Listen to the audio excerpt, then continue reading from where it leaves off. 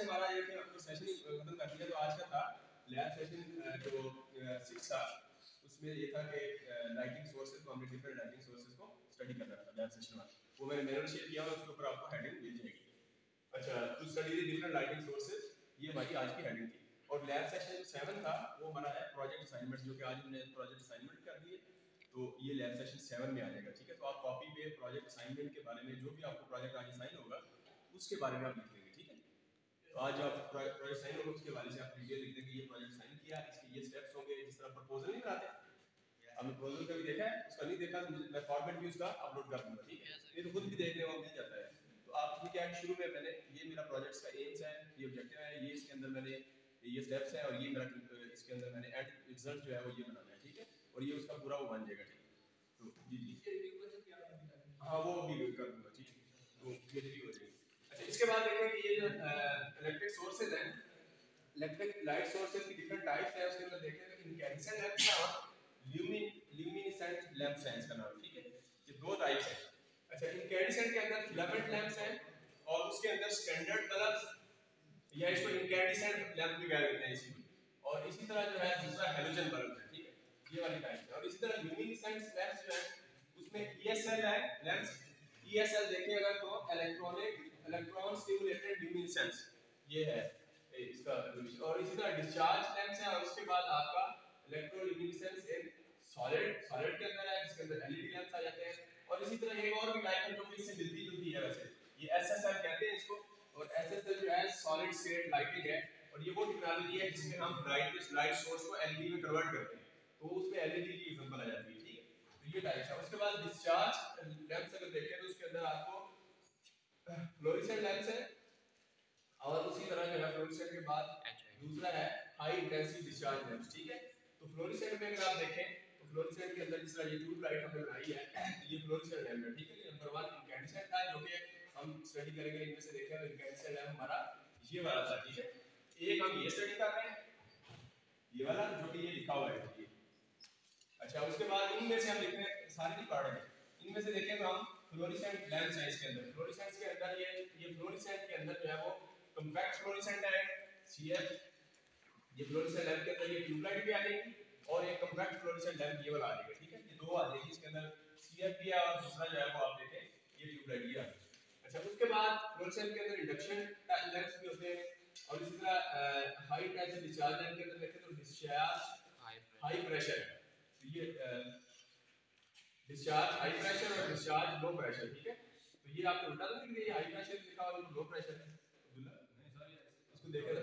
तो ये टाइप्स है इसके आगे, डिस्चार्ज हाई प्रेशर है, और ये लो प्रेशर सोडियम लैंप्स लिखा हुआ है। ये टाइप्स हम देख लेंगे, ये स्वैप नहीं होने वाली।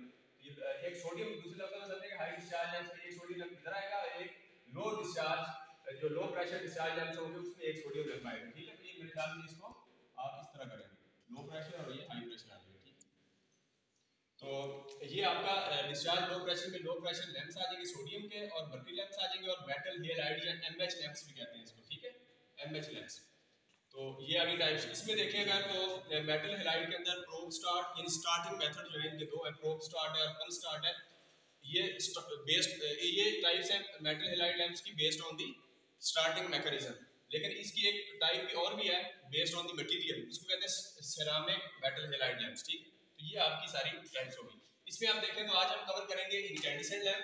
इसके अंदर देखें तो ये टाइप आप मानिए ये वाली जो स्टैंडर्ड बल्ब है, ये जो बल्ब होते हैं पुराने बल्ब थे जो हम यूज करते थे, उसका थोड़ा सा फिनोमेना हम इधर डिस्कस कर लेंगे। काफी चीजें रह गई लेकिन थोड़ी बहुत जो इधर कवर हुई है उसमें हो जाएगी। अच्छा, इनकैंडिसेंट के बाद दूसरा जो है हमने वो फ्लोरेसेंट के अंदर आपने ये फ्लोरेसेंट लैंप्स हैं, जिसके अंदर आपकी फ्लोरेसेंट लैंप्स में ये फ्लोरेसेंट लैंप ये हो जाएगा ट्यूबलाइट वाला, और दूसरा कॉम्पैक्ट फ्लोरेसेंट लैंप है जिसको एनर्जी सेवर पुराने जो होते थे, अभी भी कुछ है जो एलईडी वाले एलईडी से पहले थे, तो वो आपका ये आ जाएगा, ठीक है। और इसी तरह जो है आपका आगे तक चले तो हाई इंटेंसिटी डिस्चार्ज लैंप में एलईडी है जिस तरह, तो एलईडी जो लैंप्स हैं इसको हम थोड़ा सा डिस्कस कर लेंगे। ये यहाँ मेंशन किया हुआ है, ये वाला एलईडी है। और इसी तरह जो है आप देखें 1 2 और ये इसको 3 कर दें, वो 3 है तो ये 4 हो गया, ठीक है। तो इसी तरह जो है अगर आप देखें इसको हम 1 कर देते हैं, 1 हो गया। और इसी तरह ये 2 और 4, ये 2 और 4 इसमें आ गए, 2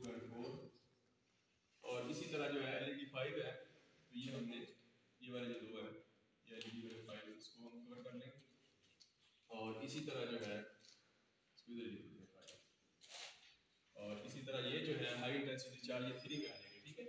ये आपकी 3 वाले हैं, और इसके अंदर देखें अगर आप तो 3 में 3A है, तो इसी तरह ये सोडियम वेपर लैंप है। सोडियम वेपर लैंप को देखें हम, इसके अंदर आपको सोडियम लैंप ये वाला मिलेगा, ठीक है। तो हमने हाई प्रेशर वाला लिया है, ये जो सोडियम लैंप है हाई प्रेशर वाला हमने ये लिया है, तो वो फिर इस कैटेगरी में आ जाएगा, वरना सोडियम लैंप का मेन फिनोमेना वही होगा। अच्छा, इसी तरह जो है आपका मर्करी लैंप है ये वाले, तो मर्करी लैंप जो है वो ये वाले 3B है मर्करी लैंप, तो ये हमारा हो गया 3B, ये वाला 3B है। और इसी तरह जो है वो सोडियम जो है हमारा ये वो हो गया हमारा, ये 3A लिखा हुआ है, इसको तो हमने 3A इस तरह आपको क्लियर हो गया कि आज हमारा एजेंडा क्या है, थोड़ा सा आपको कवर हो गया कि हमने करना क्या है, ठीक है। तो इनकैंडेसेंट लैंप ये टाइप्स आपको बता दें। अब हम इसको थोड़ा सा डिस्कस करते हैं। खास अगर इनकैंडेसेंट लैंप है तो इनकैंडेसेंट लैंप में अच्छा एक चीज ध्यान रखें कि इनकैंडेसेंट और ल्यूमिनेंस में फर्क ये है कि इनकैंडेसेंट में जो हीट लाइट प्रोड्यूस होती है वो based on the temperature elevation, यानी टेंपरेचर राइज होता है उससे आपको हीट मिलती है। जो फिलामेंट है वो आपका हॉट आ जाता है और उससे फिर लाइट को इमिट करता है। और जो ल्यूमिनेसेंस है इसके अंदर आप लाइट होती है वाया रेडिएशन, रेडिएशन सो आपने डिस्चार्ज कर रहे हैं जो गैस है जब जो भी अंदर रेडिएशन से आप फिर डिफरेंट गैसेज हैं, तो उसके बाद डिफरेंट कलर्स की लाइट्स आप ले सकते हैं। अच्छा, अब हम इनकैंडेसेंट लैंप के अंदर देखें तो ये उसका डिजाइन देखा हुआ है, लिखा हुआ है। फॉर एग्जांपल ये कैप है, कैप के बाद ये ग्लास माउंट है, ये पीछे जो उसके लगा होता है। उसके बाद दूसरा पार्ट जो है ये लीड होती है, लीड्स, और उसके बाद आप देखें तो ये लीड्स है, और उसके बाद ये दरमियान में जो है वो सपोर्ट वायर्स है, ठीक है। सपोर्ट वायर में सपोर्ट वायर होती है और 2 लीड्स होती हैं जो कि जिससे करंट फ्लो हो रहा है, और आगे फिलामेंट में जाता है। ये फिलामेंट समथिंग लाइक दैट इस तरह का बना होता है ऐसे। तो ये फिलामेंट में ये जो 2 लीड्स हैं आउटर साइड में, इनसे करंट फ्लो हो जाता है, यानी एक से आया दूसरे से आउट हो गया, ये सर्किट कॉमन हो गया, ठीक है। अच्छा, सपोर्ट वायर जस्ट ये जो वीक होती है इनको सपोर्ट करने के लिए आप देखें तो ये सपोर्ट वायर जो दरमियान में जो 2 लगी हुई हैं वो आपकी सपोर्ट वायर्स हैं जो कि इसको जस्ट सपोर्ट करती हैं। अच्छा, इसके बाद देखें तो इसके अंदर आपने आर्गन 85% और नाइट्रोजन 15% इसमें फिल की हुई है। तो ये जस्ट आपने जहां भी हम देखें तो ये गैसेस कुछ फिल की हुई है, उसका मकसद होता है कि ऑक्सीडेशन से बचना। Oxidation, this is the lose of electrons, oxidation है। तो ऑक्सीडेशन रिडक्शन का जो प्रोसेस है ये बड़ा इंटरेस्टिंग है, ये एक और टॉपिक बनता है इस पे। तो ये बायोलॉजी वालों को हम कहें, लेकिन हमारा भी हो सकता है केमिकल प्रोसेस। तो इसमें जिस तरह फोटोसिंथेसिस है उसमें ऑक्सीडेशन रिडक्शन वाला प्रोसेस वो फोटोसिंथेसिस वाला जो पौधों में होता है। फिर इसी तरह जो हमारा डाइजेशन सिस्टम है इसमें है। और क्या है, एक जिस तरह एक इंसिडेंट भी हो चुका है कि फॉर एग्जांपल ये जब प्रोसेस होता है ना इसके अंदर से कुछ में जिस तरह फॉर एग्जांपल हाइड्रोजन और ऑक्सीजन आपस में एटम मिलेंगे तो वाटर मिलेगा और कुछ एनर्जी इस तरह प्रोड्यूस होगी, ठीक है। ये आप रिडॉक्स रिएक्शन कहते हैं इसको, रिडॉक्स, रिडक्शन एंड ऑक्सीडेशन। तो उसके अंदर जो ऑक्सीजन एनर्जी प्रोड्यूस होती है वो यूज करते हैं। फॉर एग्जांपल एक इंसिडेंट इसका जैसे हुआ है कि भाई आप सैटेलाइट किया है, यहाँ जब सैटेलाइट भेजा उन्होंने साथ की टीम थी, ये इंसिडेंट पहले हो चुका है। तो उसमें ये हुआ कि वो प्रोसेस जो ये होना था ऑक्सीडेशन, ये रिडॉक्स प्रोसेस, उसके अंदर जो एनर्जी प्रोड्यूस होती है उस एनर्जी से आपने जो जाएंगे आप सैटेलाइट भेजेंगे तो वहाँ तो आइस होगी या ठंड होगी या टेम्परेचर कोल्ड, मतलब आइस यानी तरह मेल्टिंग उसका समझेंगे फ्रोजन लेवल पे उसका टेम्परेचर होगा। तो उसको मेंटेन करने के लिए वो जो एनर्जी रिडॉक्स प्रोसेस से निकलनी थी उस एनर्जी को यूटिलाइज करके उस एनवायरनमेंट को हीट अप करना, तो वो आपका प्रोसेस फेल हुआ तो वो हीट नहीं प्रोड्यूस हुई, हीट प्रोड्यूस नहीं हुई तो क्या हुआ कि वो सारे जम गए अभी। तो थोड़ी देर बाद वो भी नीचे आ गया और बंदे भी सारे मर गए, ठीक। तो ये इतना इंपॉर्टेंट है ये ऑक्सीडेशन। तो यहाँ हमारा सिर्फ ऑक्सीडेशन का प्रोसेस ये है कि आपने अंदर की जो एलिमेंट है, अच्छा ये फ्यूजन होती है, जंग लग जाता है फ्यूजन, तो इसको अंदर के उनको बचाने के लिए इन चीज़ों से, वरना ओपन करेंगे तो थोड़ी देर बाद वैसे ही जंग से या उससे एक मटेरियल डिजायर होगा। तो ये गैसेज हमने डाली है जस्ट इसको हमने इस चीज़ से इनके कंपोनेंट्स को वो करने के लिए। अच्छा, अब आप देखें तो ये इनकैंडेसेंट लैंप के अंदर कॉइल फिलामेंट भी है, और कॉइल फिलामेंट 2 फिलामेंट होते हैं। इसका काम क्या है, to adjust the large filament in a small space we use coil. तो कॉइल जो है वो यूज कर लेते हैं, थोड़ी स्पेस हो उसमें ज्यादा अगर आप रिकवर करना है तो ये टाइप यूज कर लेते हैं।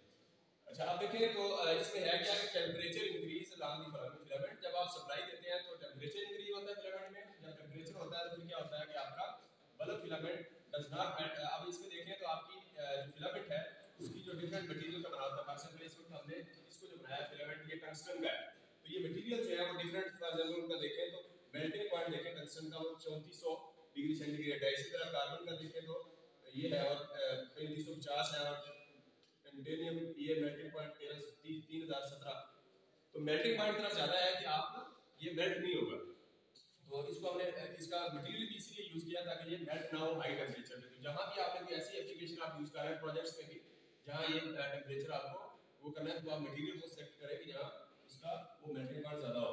अच्छा, उसके बाद देखें तो आप टेम्परेचर इंक्रीज होगा अराउंड द फिलामेंट, और उसके बाद देखें तो free electrons release their energy. अब जो भी आप फिलामेंट लगाएंगे, चाहे इधर लगाएंगे या बाकी इस जगह पे है, तो ये जो आपने इलेक्ट्रोड्स लगाए हुए हैं कहीं भी लगे होंगे, वो इलेक्ट्रॉन्स जिस मटेरियल के होंगे उन मटेरियल्स वो वाले होंगे कि जिसके अंदर आपको इलेक्ट्रॉन्स जो है वो क्या हो, एमिट करने वाले हो, यानी इलेक्ट्रॉन क्रिएट करने वाले इलेक्ट्रॉन्स एमिट करने वाले हो, जिसमें thorium, calcium and barium carbonate या इस तरह के मटेरियल्स आप यूज करेंगे इलेक्ट्रॉन्स के लिए। इधर आपने टंगस्टन फिलामेंट यूज किया मटेरियल, तो ये भी जो है इलेक्ट्रॉन्स को रिलीज करता है। तो फ्री इलेक्ट्रॉन्स जब आप सप्लाई देंगे तो वो will release their energy as a photon। अब ये जो फोटॉन है emits the electron in form of electromagnetic radiation, thus the lamp provides visible light। ये आपका बेसिक सा फिनोमेना है इस लैंप का, जिससे वो ऑन होगा। ठीक हो गया।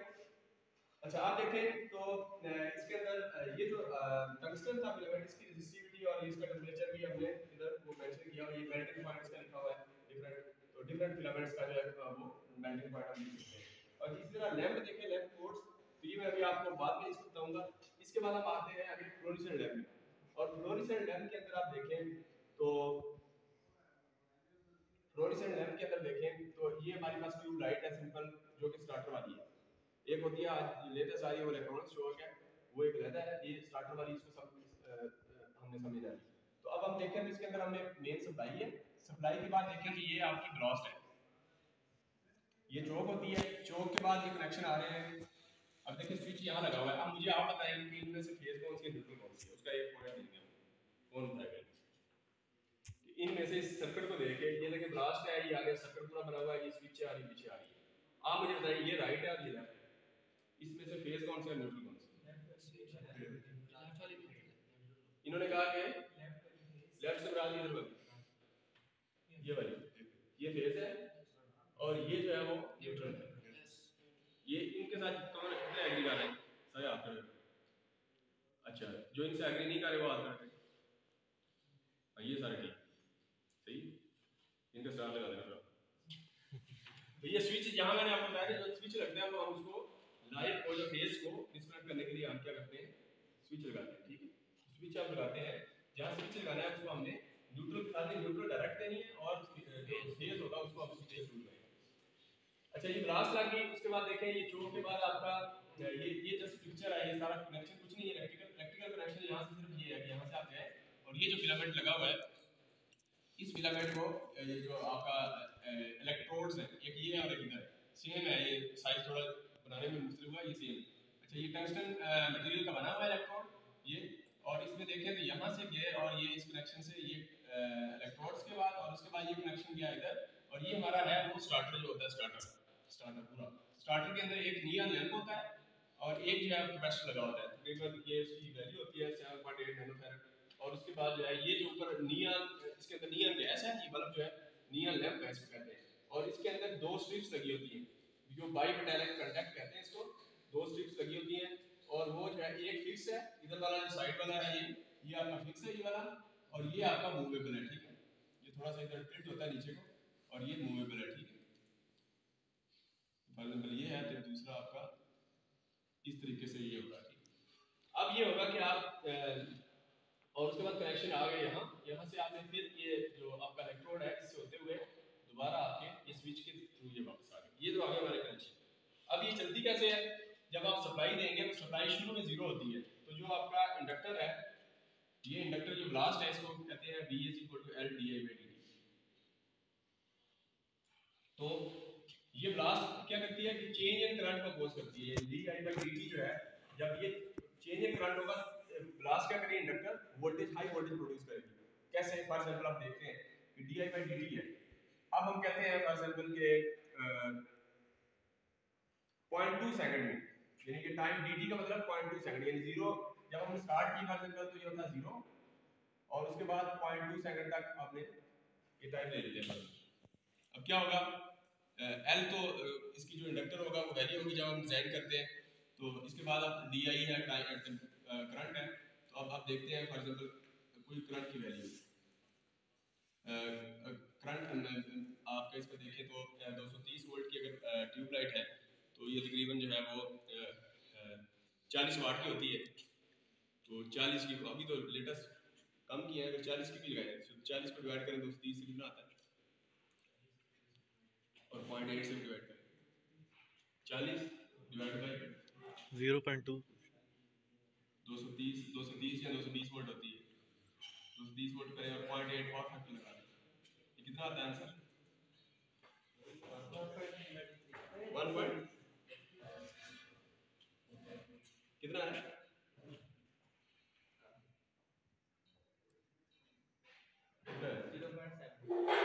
0.7 आ गई, 17 0.17 आ गया, ठीक है। 0.7 ये आ गया, बेस करंट आ गया।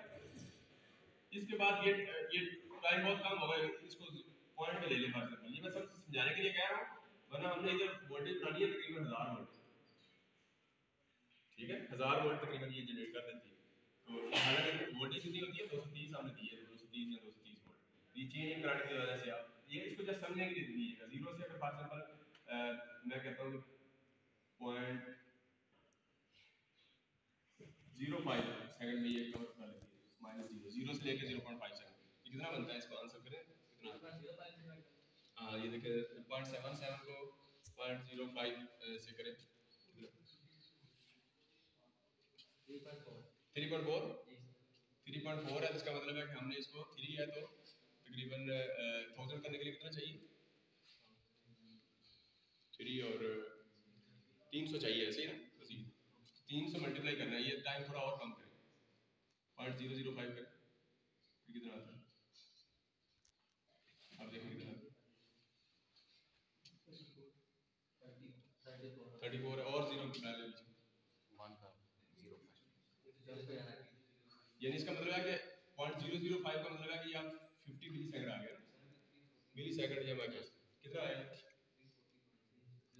ये इस वक्त बनता है 50 मिली सेकंड बन रहा है, ये 0.5 मिली सेकंड है, ठीक है। इसका मतलब 0.5 मिली सेकंड में ये कितना आ गया, 340 आ गया, 340 है तो इसका मजीद आप करेंगे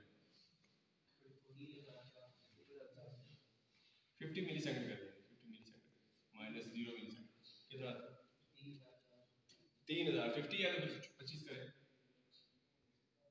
20 मिली सेकंड करें, तकरीबन 20 मिली सेकंड, ठीक। ये समझाने के लिए मैंने आप किया, 20 करें तो ये 1000 आता है, कितना है 850, बस 850, ठीक है। तो ये आपका 20 मिली सेकंड या 23 मिली सेकंड या 25 मिली सेकंड आप ये ले सकते हैं, तो उससे आपको, तो आप देखें कि ये समझाने का कि di/dt जब जीरो टाइम पे, जीरो टाइम के बाद 25 मिली सेकंड के अंदर अंदर इतना करंट फ्लो हुआ है, और अच्छा ये 1000 करने के लिए ना 25 मिली सेकंड भी है, साथ इंडक्टर भी है, ठीक है ना, इंडक्टर भी कुछ वैल्यू वो मल्टीप्लाई होगा, तो ये ध्यान में रखना है। तो सबको मल्टीप्लाई करके फिर आपका वैल्यू बनेगी, लेकिन समझा दिया कि di/dt इंडक्टर का काम क्या है वो समझाया कि चेंज इन करंट जब आता है तो उसके बाद आपका वो ये जो आंसर है ये काफी वैल्यू आती है, इसके कहने का मतलब di/dt की वैल्यू काफी ज्यादा आती है, उससे जो मल्टीप्लाई होता है L तो वोल्टेज की वैल्यू जो है वो आपकी बढ़ जाती है। तो इंडक्टर ने क्या किया, शुरू में जब जीरो था, जीरो के बाद जब थोड़े टाइम जब सप्लाई आने की तो ये आपका इसने वोल्टेज को राइज कर दिया, 1000 या इसके ऊपर नीचे थोड़ी बहुत हो सकती है, तो ये आपकी वोल्टेज राइज होगी, ठीक। अच्छा अब क्या होगा, ये 1000 वोल्ट पे अब हमारे पास ये जो ट्यूब रॉड है इसके अंदर आर्गन गैस है और मर्करी के वेपर्स है, लेकिन इसके अंदर आप देखें तो इसकी जो आयनाइजेशन है, गैस को आयनाइजेशन जो है उसका पोटेंशियल जो है इसको ये नियान को ज्यादा चाहिए, उसके बाद आर्गन और क्रिप्टन, ये तरतीब है इसकी, ठीक है। तो नियान जो है वो आयनाइज के लिए इसको ज्यादा पोटेंशियल चाहिए और इसको जो है आर्गन को कम चाहिए, ये ठीक। ये दूसरे लफ्ज़ों में क्या है कि वोल्टेज इसको कम चाहिए आयनाइज होने के लिए, पास बनाने के लिए, और इसको ज्यादा। अब देखें लेकिन प्रॉब्लम यहाँ ये है कि प्रॉब्लम नहीं, यहाँ हमने सेटिंग ऐसे की है कि आर्गन गैस इसके बीच में स्पेस बहुत ज्यादा है, और यहाँ देखें तो नियान के अंदर आपकी दो बिल्कुल कम है, वो स्टार्टर होता है छोटा, उसके अंदर कम है स्पेस, नियान को ज्यादा पोटेंशियल चाहिए था, लेकिन ये जो 1000 वोल्ट आई है आपकी, 1000 वोल्ट इस नियान के अक्रॉस भी आ गई और इस वक्त ये 1000 वोल्ट इस दो इलेक्ट्रोड के साथ भी आ रही है, ठीक है। अच्छा अब होगा ये कि ये चूंकि स्पेस ज्यादा है और वो स्पेस कम होने की वजह से ये जल्दी आयनाइज हो जाएगी। अब जब एयर आयनाइज होगी इसके दरमियान बिल्कुल स्मॉल सा कंडक्ट है, बिल्कुल नेग्लिजिबल, आप नजर भी ना आए शायद नीकड आई से, तो वो जब नेग्लिजिबल एयर आयनाइज होगी तो इसमें से करंट फ्लो होना शुरू हो जाएगा। तो अब होगा क्या कि आपका यहाँ देखिए वो बनाया हुआ है डायग्राम, इसमें देखिए तो इस वक्त आपका ओपन कंडीशन में है ये, और इसमें ये देखिए करंट फ्लो होना शुरू हो गया और एयर आयनाइज हुई है। एयर आयनाइज हुई है तो आपका क्या हो गया, इसके क्रॉस वोल्टेज भी है, एयर आयनाइज है, कुछ करंट आपका इसके अंदर से फ्लो होना शुरू हो गया। कंडक्ट आपका ओपन है अभी, और टेम्परेचर, ये टेम्परेचर की कर रहा है, इसका मतलब ये टेम्परेचर अच्छा जैसी एयर आयनाइज होगी तो आपका एयर आयनाइज होने से करंट फ्लो होगा, करंट फ्लो होगा तो आपकी वहां से हीट शुरू हो जाएगी, जो करंट जब फ्लो होगा तो वो हीट अप होना शुरू हो जाएगा। ठीक है, तो जब ये हीट अप होगा, ये प्रोसेस हीट अप होगा तो ये जो फिक्स कंडक्ट है, ये तो फिक्स है, जो लेफ्ट साइड वाला राइट वाला जो मूविंग कंडक्ट था मेटालिक, वो हीट अप होने की वजह से क्या होगी, मूव होगी उसके साथ कंडक्ट बन जाएगा। तो ये वो पॉइंट है यहाँ, ये जो लाइन बन रही है आपको, ये वो पॉइंट है कि जहाँ आपकी ये देखिए मैक्सिमम टेम्परेचर हो गया, ये हीट अप हो चुकी है, हीट अप हो गया, ये इसका कंडक्ट बन गया, यहाँ क्लोज हो गई है, यहाँ ये कंडक्ट क्लोज हुई है। तो आप देखें पहले एयर आयनाइज थी तो एयर की रेजिस्टेंस ज्यादा होती है डेफिनेटली, जब कंडक्ट को क्लोज हो जाए तो उसकी रेजिस्टेंस कम है, तो एयर आयनाइज होगी तो उस रेजिस्टेंस ज्यादा थी तो करंट कम फ्लो हो रहा था, ये ऐसे ही है, और वोल्टेज ज्यादा थी। लेकिन जैसे शॉर्ट हो गया, यानी ये दोनों स्ट्रिप्स आपस में शॉर्ट हो गई हैं, तो शॉर्ट होने की वजह से क्या हुआ, फुल कंडक्ट बन गया, रेजिस्टेंस बिल्कुल मिनिमाइज हो गई या बिल्कुल नेग्लिजिबल या जीरो हो गई। तो जब कंडक्ट बन गया तो अब आपका करंट के लिए पाथ मुकम्मल हो गया, कंप्लीट, तो करंट की क्वांटिटी बढ़ गई, ठीक है, करंट बढ़ गई। अब ये जो आपका क्लोज हो चुका है, तो इस वक्त जब क्लोज होता है उस वक्त आपकी वो जो आयनाइजेशन और का प्रोसेस है उसके अंदर ये ग्लो हो रहा होता है, ठीक है, जो लैंप आपका स्टार्ट ग्लो होता है। उसके बाद जब आयनाइजेशन हुई तो ये कंडक्ट बना, कंडक्ट बनने के बाद ये आपका प्रोसेस हो गया। ये अभी आपकी ये जो ट्यूब रॉड के अंदर है ये एयर आयनाइज नहीं हुई क्योंकि स्पेस ज्यादा थी और वोल्टेज से वो आयनाइज, ठीक हुई। अच्छा उसके बाद क्या होगा, अब ये जैसे क्लोज हो गया कंडक्ट, क्लोज होने की वजह से डेफिनेटली जब क्लोज हो गया तो वो जो हीट हो रही थी, हीटिंग आयनाइजेशन की वजह से हीट प्रोड्यूस हो रही थी, वो ऐसा ऐसा कम होना शुरू हो गया, टेम्परेचर आपका कम होना शुरू हो गया। तो एक स्टेज आ गई यहाँ इस पॉइंट पे, ये वाला पॉइंट आ गया कि यहाँ देखें जब क्लोज हो गया, एक कंडक्ट क्लोज था और टेम्परेचर लो हो रहा था, तो टेम्परेचर लो होने के बाद एक ऐसा पॉइंट आएगा कि वो जो स्ट्रिप आपकी मूविंग कंडक्ट ये वाला है, वो जो कि आपके कंडक्ट के साथ मिली हुई थी इस तरह थी, ये देखें ये मूविंग है इस तरह थी और ये फिक्स है, तो ये ऐसे इस तरह आप समझेंगे ये हो रही है, ठीक है, ये हीट अप हुई है, कंडक्ट हो गया, तो ये अब आप देखें ये जो मूविंग थी इसको क्या होगा कि ये जैसे कूल हुई तो दोबारा ये अपनी पोजीशन पे आ गई, जैसे ही अपनी पोजीशन पे आएगी तो ये क्या हो जाएगा, फिर ओपन हो जाएगी। अब जब ओपन हुई है तो अब आप देखें ये ओपन होने की वजह से क्या हुआ है, ये ब्लास्ट का क्या काम है, ओपन होने का मतलब ये हुआ कि आपका करंट क्या करेगा, ओपन का मतलब है कि अभी एयर आयनाइज नहीं है, तो ओपन होने का मतलब करंट कम हो जाएगा, ये काम बिल्कुल मिनिमम हो जाएगा, ठीक है। इस पॉइंट पे ये वाला पॉइंट जहां करंट आपका इंटरप्ट हुआ है, अब जब करंट इंटरप्ट हुआ di/dt, चेंज इन करंट को देखें, इस चेंज इन करंट की वजह से जो फिनोमेना हमने समझा है, करंट जब मिनिमाइज होने की, मैक्सिमम करंट से मिनिमाइज होने की कोशिश करेगा तो उस पॉइंट पे दोबारा जो है ये वोल्टेज जनरेट करेगी, हाई वोल्टेज। अब ये 1000 नहीं होगी, 1000 तो पहले थी, तो अब जो 1000 थी, तो अगर ये दोबारा ये फिनोमेना, ये वाला जो फिनोमेना है, अगर दोबारा 50 डिग्री पे हुआ है, जो वेवफॉर्म आपकी 50 हर्ट्ज का मतलब 50 साइकिल्स पर सेकंड है, 50 साइकिल्स पर सेकंड है, तो अब अगर 50 डिग्री पे ये फिनोमेना हुआ था, तो ये अगर आपकी 1000 वोल्ट थी, तो दोबारा 1000 के बाद ये आपकी इसने वोल्टेज जनरेट की जो कि आपकी पहले से ज्यादा थी। अब 1000 की बजाय कितना हो गया, ये 1200 हो गई, 1300 हो गई, 1400 हो गई, इतनी वोल्ट। अब वोल्टेज ज्यादा जनरेट हुई। अब ये जो वोल्टेज, इतनी वोल्टेज थी कि जो आपकी इस आर्गन जो गैस, चूंकि इसकी प्रायोरिटी आर्गन ही पहले आयनाइज होती है, लेकिन वोल्टेज अगर शुरू में आप इतनी ज्यादा दे दें कि इसको आयनाइज करने के लिए उसका पोटेंशियल ज्यादा हो, अब ये 1000 से वोल्टेज चूंकि 1400-1500 ज्यादा वोल्टेज थी, तो वो आर्गन गैस को क्या करेगी, ये आर्गन गैस आयनाइज हो जाएगी। जब आयनाइज होगी तो ये पाथ बन जाएगा करंट का, ठीक है। अच्छा अब ये जो आयनाइज हुई है, इसमें देखें कुछ ट्यूबलाइट्स में ऐसे भी होता है कि एक दफा आयनाइज नहीं होती, एक दफा फॉर एग्जांपल इतनी आई, इतनी आयनाइज हुई, उसके बाद दोबारा फिनोमेना वही रिपीट हुआ, ग्लो वाला, वो ग्लो होगा। अगले स्टेप में हो सकता है कि वो 90 डिग्री पे जाके वो ब्रेक हो, ये फिनोमेना जो है वो 50 डिग्री की बजाय 90 पे, अगर 90 पे होगा तो देखिए 90 पे वेवफॉर्म मैक्सिमम होती है पहले। अब इसमें जब स्पार्क प्रोड्यूस होगा, वो यानी इंडक्टर जो है वोल्टेज प्रोड्यूस करेगा, तो ये इससे इसकी ये वाली मैग्नीट्यूड से ये मैग्नीट्यूड ज्यादा होगी। अब इस पे जब अब ये 2-3 दफा कुछ दफा ट्यूबलाइट्स देखते हैं कि वो ज्यादा दफा आपस में वो करती है, 2-3-4 दफा ब्लिंक होने के बाद ऑन होती है, तो वो असल में यही फिनोमेना हो रहा है कि 50 डिग्री पे हुआ, फिर हो सकता है कि इस डिग्री पे हो जाए 90 से आगे, 180 से नीचे, इधर भी कम वोल्टेज है वो नहीं ग्लो हुई क्योंकि ये आयोनाइज नहीं हो रही और अच्छा उसके बाद फिर एक ऐसा पॉइंट आया कि जहाँ ये 90 पे या इस पॉइंट पे जहाँ आपकी मैक्सिमम थी उस पे जो इंडक्टर वोल्टेज जनरेट करेगा वो मैक्सिमम होगी, इस पे जो है ना ये सारी आयोनाइज हो जाएगी और ये आपका एक पाथ बन जाएगा। अच्छा जब ये पाथ बन गया तो अब क्या हुआ कि ये करंट आपके यहाँ से फ्लो हो रहा है और उसके बाद यही पाथ इससे फ्लो हो रहा है और आप देखें ये पॉइंट ओपन हो गया है, ये ओपन हो चुका है, यही आयोनाइज होगी। जब ये आयोनाइज होगी तो अब ये एयर आयोनाइज नहीं होगी तो इसका पोटेंशियल ज्यादा है इसको, तो हमने इधर से आयोनाइज कर दी, इसके क्रॉस वोल्टेज वैसे ही 0 हो गया क्योंकि सारी वोल्टेज देखें इसको ये अगर शॉर्ट कर दे कंडक्ट तो ये समझिए सर्किट से आउट हो गया, इसके क्रॉस वोल्टेज आई नहीं। तो अब आप देखें तो ये फिर आप क्या होगा इसके बाद ये आयोनाइज होगी और ये सर्किट बन गया।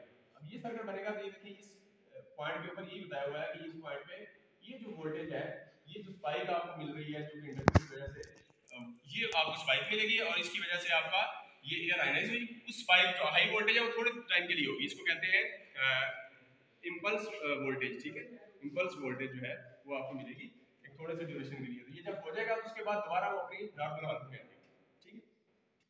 तो उसके बाद आप देखें तो फिर आपकी कंटिन्यूस करंट भी जो है आपका कम हो गया, ये तो काफी ज्यादा करंट था, उसके बाद जो नॉर्मल करंट है इसका जो ट्यूबलाइट का फ्लोरेसेंट का उस करंट की मैग्नीट्यूड के साथ ये अब ऑन हो गई। अब आप स्टार्टर को उतार भी दें तो ये सर्किट वैसे ही आउट हो गया है, अब पाथ बन गया ये वाला, तो इसके बाद ये फिनोमेना नॉर्मल हो गया, ठीक। तो ये था हमारा ये फ्लोरेसेंट ट्यूबलाइट का, इसके अंदर जो है वो बाकी जो है इसके अंदर कुछ थियरी लिखी हुई है, तो अगर आप देखें तो ये इनकैंडेसेंट लैंप की कुछ वो फायदे लिखे हुए हैं, evaporation of filament is less, efficiency bulb की मोर है, वाइट डार्कनिंग बल्ब, और ये control the temperature with limits.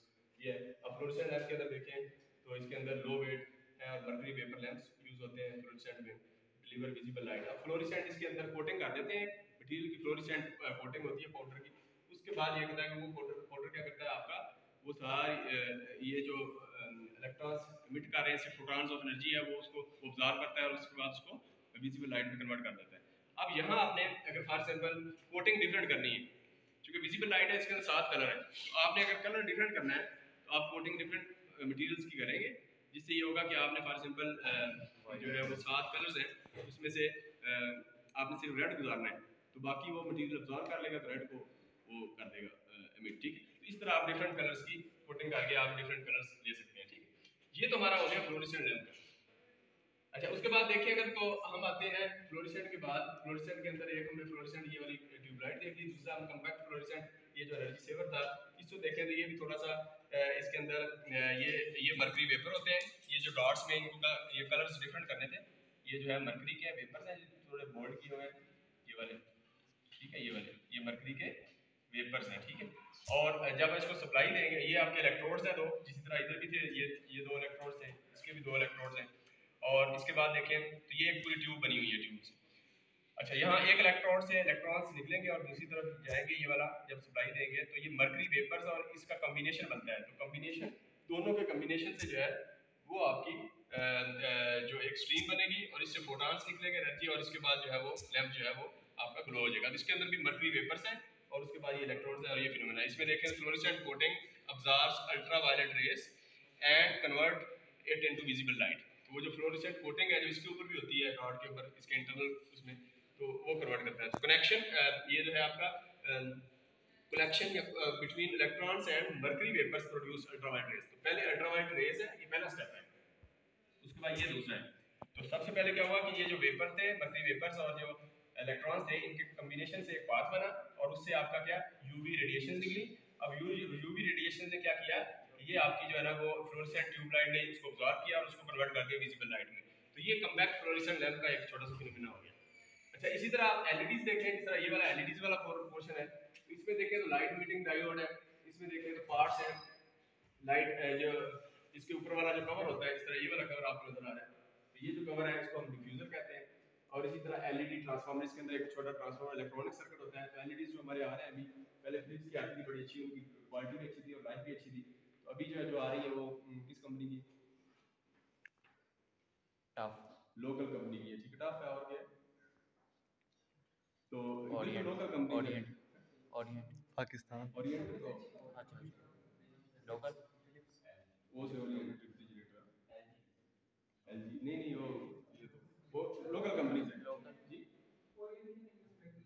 वो तो महंगी है ना वो तो ठीक है चीज़ तो ये इलेक्ट्रॉनिक सर्किट का मसला होता है इसमें एलईडी में तो वो हम ले लेते हैं कि उन्होंने इंसेंटिव ये दिया हुआ है कि आप एलईडी लेते हैं तो वो लाइट ले आते हैं लेकिन उसमें यह है कि आपको वो ये करते हैं कि जो एलईडी होती है उसमें वो अगर खराब हो जाए तो वो कहते हैं साल दिन के अंदर अंदर आप करें तो वो जरूरत वापस ले आए और उसको चेंज कर दें गारंटी तो उनको ये फायदा होता है कि वो उसमें हाँ है वो उसमें अपनी वो कंपनी जिनकी नई लॉन्च होती है फिलिप्स मार्केट से वैसी आउट होगी हालांकि वो अच्छी थी अभी डिस्ट्रीब्यूटर से मिलेगी डिस्ट्रीब्यूटर किधर है फिलिप्स की वाला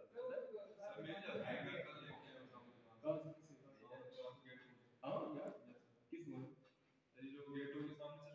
कितने की लिए 310 एलईडी फिलिप्स की अच्छा ठीक है ये 12 वाट की 40 वाट की 310 रुपए की लिए ठीक है तो इसी तरह जब आम है वो वैसे 150 की मिल जाती है तो लेकिन वो 150 से बेहतर है 310 लगा लेना क्योंकि वो फिर ना बीच में 2 महीने चलती है वैसे भी इसकी लाइट भी डिम हो जाती है और ये फिलिप्स वाला भी नहीं होता तो वो इलेक्ट्रॉनिक सर्किट ही इनका जिसके अंदर ट्रांसफार्मर होता है या डिफरेंट पार्ट्स होते हैं तो ये जो नई कंपनियां लॉन्च होती हैं कंपटीटर होते हैं वो फिर लॉन्च करते हैं पहले मार्केट में जाते हैं मार्केट में जाके फिर क्या करते हैं कि वो सस्ती चीज़ देते हैं तो सस्ती दे के फिर इंसेंटिव भी देते हैं फिलिप्स वाले भी चेंज करते हैं वैसे साल की वारंटी होती है लेकिन वो साल में अगर उनको जरूरत ही नहीं पड़ती मेरे ख्याल में तो ये जो है फिर वापस होती है फिर वो देखते हैं जो वापस आती हैं जो ये मटेरियल क्या लगाया था कौन सा सर्किट कौन सी चीज़ हमारी उसको फिर इम्प्रूव करते रहते हैं इस तरह जो है वो अपनी प्रोडक्ट को उस लेवल पे लेके आते हैं तो ये हो गया आपका एलईडी में देखें तो LED are form from various dope semiconductor materials in the form of PN junction diodes हैं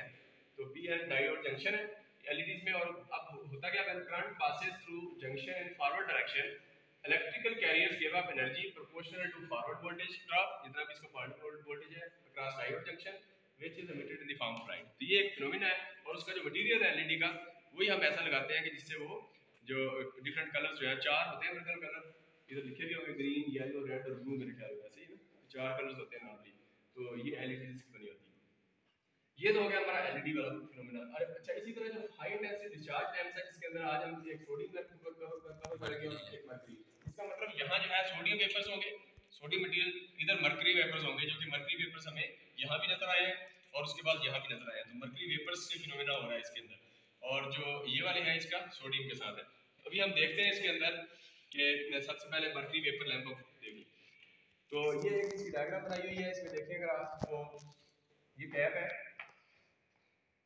इसके बाद ये वाला रजिस्टर है आपका ये एक रजिस्टर नजर आ रहा है ये एक इलेक्ट्रोड है इसको अगर आप देखें तो ये यहाँ से ये एक इलेक्ट्रोड है और एक यहाँ देखें तो ये एक इलेक्ट्रोड है ठीक है दो इलेक्ट्रोड हो गए इन दो इलेक्ट्रोड्स के ऊपर जो है वो लगाया हुआ है ये देखें टंगस्टन कॉइल लगाई हुई है तो इन इलेक्ट्रोड्स के आगे टंगस्टन कॉइल है इस इलेक्ट्रोड के आगे भी टंगस्टन कॉइल है जिस तरह यहाँ इलेक्ट्रोड इसमें तो एक टंगस्टन ये जो आपका ये फिलामेंट था और इधर ये जो इलेक्ट्रोड्स थे तो ये दो इलेक्ट्रोड इधर जुड़ रहे हैं इसके आगे टंगस्टन कॉइल लगा दी और अगर हम देखें तो मेन इसको कहते हैं मेन इलेक्ट्रोड ये वाला भी और ये दो मेन इलेक्ट्रोड्स हो गए अच्छा उसके बाद एक छोटा नीचे इलेक्ट्रोड है इसको स्टार्टिंग इलेक्ट्रोड कहते हैं स्टार्टिंग में सिर्फ इसमें यूज होना है वो कौन सा है ये वाला इलेक्ट्रोड है ये यहाँ तक जा रहा है सिर्फ सीधा और इसके बीच में रजिस्टर है इसके बीच में क्या है रजिस्टर है रजिस्टर करंट को लिमिट करने के लिए लगाया हुआ है ठीक है तो ये आपका स्टार्टिंग इलेक्ट्रोड है और ये जो है आपका मेन इलेक्ट्रोड ये दो आपके मेन इलेक्ट्रोड है ठीक है अब मेन इलेक्ट्रोड के दरमियान में हमने वो जो आयोनाइज होनी है गैस और मेन हमारा पाथ ये बनना है लेकिन उससे पहले हमें जो यहाँ हमें ये वाला फिनोमेना था जहाँ हीटिंग प्रोसेस हुआ था और ये वाला ये हीटिंग प्रोसेस हमारा होता है एक इलेक्ट्रोड और ये स्टार्टिंग इलेक्ट्रोड इसके दरमियान ये जब हीट प्रोड्यूस होती है उससे फिर हम आयोनाइज करते हैं तो मेन कंडक्ट आपको मिल जाता है ये भी आप बताते हैं अच्छा उसके बाद मेन इलेक्ट्रोड्स भी आपके हो गए यहाँ उसके बाद देखें तो ये वाली आपकी अंदर वाली ट्यूबलाइट है ये इसको कहते हैं टंगस्टन ये जो रॉड है ये वाला ये आपकी इनर ट्यूब है तो एक इसकी इनर ट्यूब है ये वाली और एक इसकी आउटर ट्यूब है ये आपको आउटर ट्यूब नजर आ रही है और एक जो है इनर ट्यूब है इनर ट्यूब के अंदर जो है वो आपके इलेक्ट्रोड्स की जो आगे ये टंगस्टन कॉइल है वो इसके अंदर लगी हुई है अच्छा इनर ट्यूब जो है उसका टेम्परेचर ज्यादा है क्योंकि वो उससे ज्यादा हीट अप होना है इंटरनल साइड पे और ये आउटर है उसका मटेरियल हमने बोरोसिलिकेट ग्लास रखा है जिसका कम टेम्परेचर है हमने रखा हुआ है इसका 700 पे है और इसका जो अगर देखें तो ये क्वार्ट्ज का बना हुआ है इनर ट्यूब, तो इसका टेम्परेचर विद स्टैंड कैपेबिलिटी जो है वो ज़्यादा रखनी है क्योंकि उसमें ज़्यादा हीट अप होना है। अच्छा आप देखें इसके अंदर जो है जो छोटी ट्यूब है इसके अंदर मरकरी और आर्गन के वही प्रोसेस जो उधर हुआ है, ये इसके अंदर मरकरी और आर्गन के आपके मरकरी वेपर्स है और आर्गन गैस है इसके अंदर। अच्छा और उसके बाद जो आउटर ट्यूब है, आउटर ट्यूब और इनर ट्यूब के दरमियान में नाइट्रोजन गैस है। ये नाइट्रोजन गैस का भी वही काम हुआ कि वो ऑक्सीडेशन प्रोसेस जो था हमारा उसको इसने क्या करना है, उससे यानी अंदर वाले जो जंग ना लगे और ये सारा प्रोसेस ना हो, इसकी लाइफ बढ़ाने के लिए ये आर्गन गैस फिल कर दी है इन दोनों के दरमियान। अच्छा उसके बाद देखें तो बाकी मेरे ख्याल सारे पार्ट्स इसके हो गए। अब हम देखते हैं कि इसका फिनोमेना क्या है स्टार्टिंग का। स्टार्टिंग में ये होगा कि आप जब सप्लाई देंगे इसको, तो सप्लाई देने से ये एक इलेक्ट्रोड और एक ये दो पॉइंट्स पे सप्लाई है इस पे। जब आप सप्लाई देंगे तो इस इलेक्ट्रोड पे सप्लाई जाएगी। अब ये पाथ चूंकि छोटा है और ये पाथ बड़ा है, तो ये पाथ बिल्ड होने से पहले जिस तरह ये इस ट्यूबलाइट में ये पाथ बिल्ड होने से पहले ये छोटा, चूंकि गैस वही है दोनों में सेम है, तो अब ये जो आर्गन गैस है इस छोटे पॉइंट पे ये इलेक्ट्रॉन यहाँ से जो है ये वाला ये एयर आयनाइज हो जाएगा। जब ये एयर आयनाइज होगी तो क्या होगा, करंट यहाँ से फ्लो होगा इधर से शुरू हो जाएगा और वापस रेजिस्टर इसलिए लगाया कि अगर रेजिस्टर ना लगाते शॉर्ट सर्किट ज्यादा करंट फ्लो होता है बहुत ज्यादा, तो उसको हमने लिमिट करना है, रेजिस्टर लगा दी। वो आपको डिपेंड करेगा कि कितने वाट का आप ले रहे हैं, मतलब 150 वाट का है या डिफरेंट वैरायटीज और भी अवेलेबल है इसकी, डिफरेंट जो है वो वाटेज में अवेलेबल होते हैं, ठीक है, तो वो आप ले सकते हैं। तो फिलहाल जो है डिफरेंट तो जितनी वाटेज होगी उस हिसाब से आप ये रेजिस्टर की वैल्यू भी डिफरेंट होगी, तो करंट की वैल्यू डिफरेंट होगी। अब ये जब यहाँ से एयर आयनाइज होगी तो एयर आयनाइज होने से क्या होगा कि इस पॉइंट पे जो है वो एयर आयनाइज हुई इसकी तरह, अब ये हीट अप नहीं एयर आयनाइज हुई, करंट फ्लो होना शुरू हो गया। अब करंट फ्लो हुआ, करंट को लिमिट रेजिस्टेंस से कर लिया, ये पाथ बन गया वापस। अब वो एयर आयनाइज होने की वजह से करंट फ्लो होने की वजह से हीट अप होगा। जब ये हीट होगी तो ये जो मरकरी के वेपर्स है ये डिस्पर्स हो जाएंगे, ये समझ गए एक जगह पे थे तो डिस्पर्स जैसे थर्मोमीटर में होता है तो वो आपके डिस्पर्स हो जाएंगे, तो डिस्पर्स होंगे तो एक पाथ बन जाएगा। तो अब जैसे ये पाथ बन जाएगा डिस्पर्स हो जाएंगे, हीट प्रोड्यूस होगी, हीट प्रोड्यूस होने की वजह से ये सारी जो आपका पाथ है ये भी आयनाइज हो जाएगा। आयनाइज होगा तो इसके बाद ये वाला पाथ यहाँ से ये जो है वो पाथ मुकम्मल होगा, करंट यहाँ से फ्लो होना शुरू हो जाएगा। जब मरकरी वेपर सारे फैल गए और एक लाइन हो गया तो यहाँ से मरकरी वेपर्स फ्लो करेंगे, जिस तरह ये प्रोसेस था कि मरकरी वेपर्स और इलेक्ट्रॉन बीम जो है आपस में कॉम्बिनेशन से एक पाथ बना देगी, तो ये फिर एक पाथ बन जाएगी। जैसे ये पाथ बनेगा तो ये हमारा जो है वो ये स्पार्किंग जो है वो खत्म हो जाएगी। और उसके बाद क्या होगा कि यहाँ से ये पाथ बनने के बाद यहाँ से ये पाथ बना और ये आपकी ग्लो हो जाएगी, डेफिनेटली ये ग्लो होगी। अब जैसे ग्लो होगी तो आपकी ये लाइट प्रोड्यूस करेगी, वो फोटॉन्स कन्वर्ट हो रहे हैं और उसके बाद लाइट प्रोड्यूस हो रही है। अब इसको टाइम लगता है, ये जो मरकरी के वेपर्स हैं ये टाइम लेते हैं, यानी इसका मतलब 3 से 5 मिनट या जो भी टाइम है इसका लिखा हुआ है इधर, तो इतना टाइम देंगे, पहले थोड़ा सा ग्लो होगा आहिस्ता आहिस्ता आहिस्ता आहिस्ता, ये एक टाइम आएगा कि इसके अंदर जो है वो ये फुल ग्लो हो जाएगी, ठीक है। तो ये इसके 5 से 7 मिनट जो है वो आपका वो उसमें ये ग्लो हो जाएगी, ठीक है। ये इसका वर्किंग प्रिंसिपल था मरकरी वेपर लैंप्स का। अब अगर हम देखें तो इसको थोड़ा सा देख लेते हैं। क्वार्ट्ज, बोरोसिलिकेट, ग्लास की मैंने आपको बता दिया इंसुलेटिंग मटेरियल्स हैं, don't damage due to heat, heat produce होगी डैमेज नहीं होगी। ये वाली जो क्वार्ट्ज की दोनों ट्यूबों में ये जो हमने ग्लास की और क्वार्ट्ज की बनाई। Nitrogen gas is filled between inner tube and outer glass, मैंने बता दिया है। Nitrogen gas provides the thermal insulation, thermal insulation भी देती है और फिर protect the melting metal parts from oxidation. अच्छा उसके बाद mercury and argon all present inside the inner tube, इसके अंदर tungsten coil is connected at the both tips of the electron emitting material is, तो ये ठीक है। तो ये टंगस्टन का ये जो आप देखें टंगस्टन कॉइल हमने इन दोनों पे लगा दी। Electron emitting material is coiled on the electrode, आज उसके बाद थोरियम, ये सारे मटेरियल्स हैं जो आज इसके ऊपर हम यूज करेंगे। और due to coating arc will be easily develop, electrodes remains connect with the molybdenum file, ये मोलिब्डेनम फाइल भी है, ये आपकी एक फाइल है ये वाली मोलिब्डेनम जो कि यहाँ से आप देखें तो ये यहाँ से कनेक्टेड है। इसमें क्या लिखा हुआ है अगर मोलिब्डेनम का कि due to coating arc will be easily develop, electrodes remains connect with molybdenum, ये मोलिब्डेनम से आपके इलेक्ट्रोड्स आपस में कनेक्टेड है फाइल से। और क्या लगे जो आपका ये जो रजिस्टर नहीं है रजिस्टर है, ठीक है, ये जो आपका रजिस्टर है ये वाला जो रजिस्टर है स्टार्टिंग रजिस्टर वो कहता है कि remain connect with the molybdenum file, और उसके बाद used is connected with the starting electrode resistor limit, ये लिमिट स्विच है, ये रजिस्टर ये, ठीक है। तो ये उसने बता दिया कि ये आपका इसके साथ कनेक्टेड है और उसके बाद करंट अलॉन्ग द स्टार्टिंग, वो आपने प्रोसेस पूरा पढ़ लिया।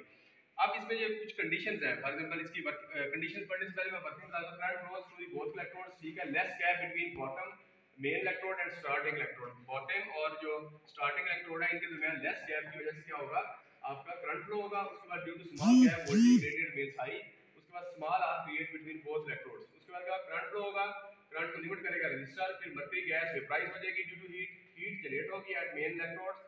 उसके बाद आपका ड्यू टू वोल्टेज भी, अच्छा हीट इलेक्ट्रोड की वजह से भी और वोल्टेज की वजह से, दोनों से हो रही है। मिसाल तौर पर इधर देखें तो वोल्टेज की वजह से भी प्रोसेस होता है। वोल्टेज अगर वोल्टेज ही कम हो तो हीट प्रोड्यूस नहीं होगी, स्पार्क ही नहीं होगा, आयनाइज नहीं होगी। तो दोनों प्रोसेस है, वोल्टेज कम होगी तो नहीं होगा। तो दोनों से आपकी हीट प्रोड्यूस हुई, मर्क्यूरी वेपराइज हुए, मर्क्यूरी वेपराइज होंगे तो फिर क्या होगा, मेन आर्क 12 हुई दोनों इलेक्ट्रोड्स में, स्मॉल आर्क स्टॉप हो जाएगी ये छोटे वाली, और जब मेन आर्क आपकी कंप्लीट हो जाएगी, पाथ मुकम्मल हो जाएगा। उसके बाद due to low resistance path, अब ये क्यों हुआ है कि देखें इसका अगर ये रेजिस्टर ना लगा होता तो फिर ये कभी मुकम्मल ना होता पाथ।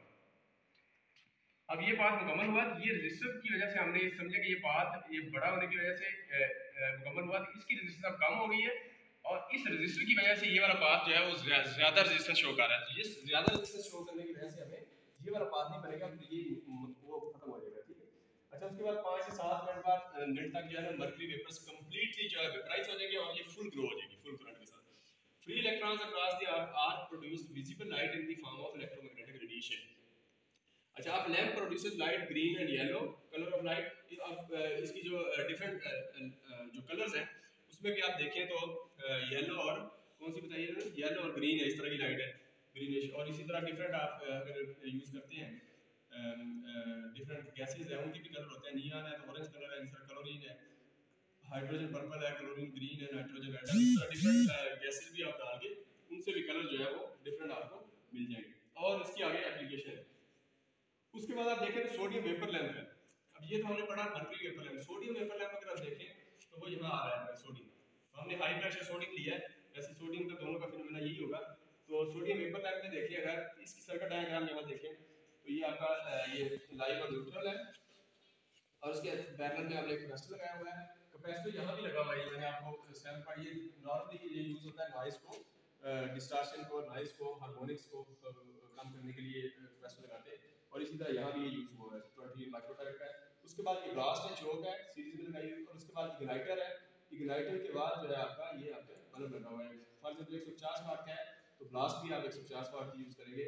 और इसका स्टैंडर्ड जो है अगर आप देखें तो for example different standard use होते हैं। अगर हम यहाँ देखें इसको कहते हैं ANSI codes, ANSI codes, American national standard institute codes, ठीक है। ये ANSI ये स्टैंडर्ड है। इसके अंदर आप देखें अगर तो डिफरेंट कोड्स यूज होते हैं। उसका टेबल जो है इधर इन्होंने वो नहीं बनाया, उसमें फॉर एग्जांपल यहाँ देखें तो ये S39 है। फॉर एग्जांपल ये वाले होंगे ना सोडियम लेवल्स होंगे, ये S से शुरू हो रहे हैं। इस तरह मर्क्यूरी वाले जो है एक मेटल या मर्क्यूरी इसमें एक M कैटेगरी है, M39 M50, और वो डिफरेंट होंगे बेस्ड ऑन डिफरेंट वाटेज। तो हर एक M39 है उसकी वाटेज डिफरेंट होगा इस तरह। और इसी तरह एक जो है वो आपका सोडियम का हो गया S से है, ये M से है, और एक जो है वो आपके डिस्चार्ज वाले जो मर्क्यूरी है वो M और एक में फिर N है या कौन सा है, तो वो डिफरेंट 3 है। जिस तरह आपको नजर आ रही है N है, ये लिखा हुआ है N, सोडियम वेपर्स हैं। और उसके बाद मर्क्यूरी वेपर्स H से शुरू होते हैं, H33 है, जिस तरह ये 250 वाट का होता है। मेटल हेलाइड वाले जो M57 है, सर ये पूरा टेबल होता है, ये एक शो किया है, इस तरह पूरा टेबल होता है M57 M60 इस तरह ये सारे। तो जिस तरह M57 है 175 वाट का है, H33 है, और इस तरह ये सोडियम का है, इसका भी एक वो इधर होगा शुरू में। तो ये इस तरीके से आपके वो डिफरेंट होते हैं। तो हमने करना ये होता है कि 150 वाट का अगर ये S फॉर एग्जांपल ये S39 है ये वाला, अगर ये S39 है तो आपने ब्लास्ट भी जो है ना वो S39 लेनी है। आप ये नहीं कर सकते कि S39 ब्लास्ट ले लें और फिर आप ये ना इसको E39 ले लें, तो उससे ये होगा कि ये आपका वो ये जब आप यूज़ करते हैं इसको, जब इंस्टॉलेशन करनी होती है तो ये चीज़ ध्यान रखनी होती है। अच्छा, ये तो आपकी सर्किट डायग्राम होगी। इसके अगर आप इधर इस फॉर्म में देखें तो ये भी वही सर्किट डायग्राम ही है। इसमें देखें तो ये कैपेसिटर लगा हुआ है और उसके बाद ये ट्रांसफार्मर है बीच में, सप्लाई थी कैपेसिटर फिर ट्रांसफार्मर इसलिए लगाया है कि यहाँ हमें इसको ये जो इलेक्ट्रोड्स लगे हुए हैं ये समथिंग लाइक दैट आप देखें तो ये इलेक्ट्रोड्स इसी तरह की समथिंग फ्लोरेसेंट की टाइप के ये दो इलेक्ट्रोड्स आपकी इनर ट्यूब है, ये इनर है, ये आउटर ट्यूब है, बीच में वैक्यूम होता है, इसके अंदर वैक्यूम है। अच्छा, अब क्या होता है कि ये जो इनर ट्यूब है इसके अंदर 2 इलेक्ट्रोड लगे हुए हैं, ये 2 इलेक्ट्रोड आपके ट्रांसफार्मर की सेकेंडरी के साथ कनेक्टेड है। अब यहाँ हमने इसको डिस्चार्ज करना है, इसका प्रोसेस जो है ये जो इलेक्ट्रॉन्स बीम और ये जो वेपराइज वाला प्रोसेस है ये उस वक्त होगा। अच्छा, इसकी देखिए ये लेंथ जो है आपकी, चूंकि यहाँ तो हमें कवर करने के लिए इतनी लेंथ मिल गई थी, यहाँ चूंकि छोटी ट्यूब होती है इसको फिर हम कर्व शेप में बनाते हैं ताकि इसकी लेंथ यहाँ से लेके यहाँ तक लेंथ को बढ़ा सकें। अच्छा, अब इसमें डिफरेंट जो आपकी लेंथ की ट्यूब्स होंगी डिफरेंट शेप्स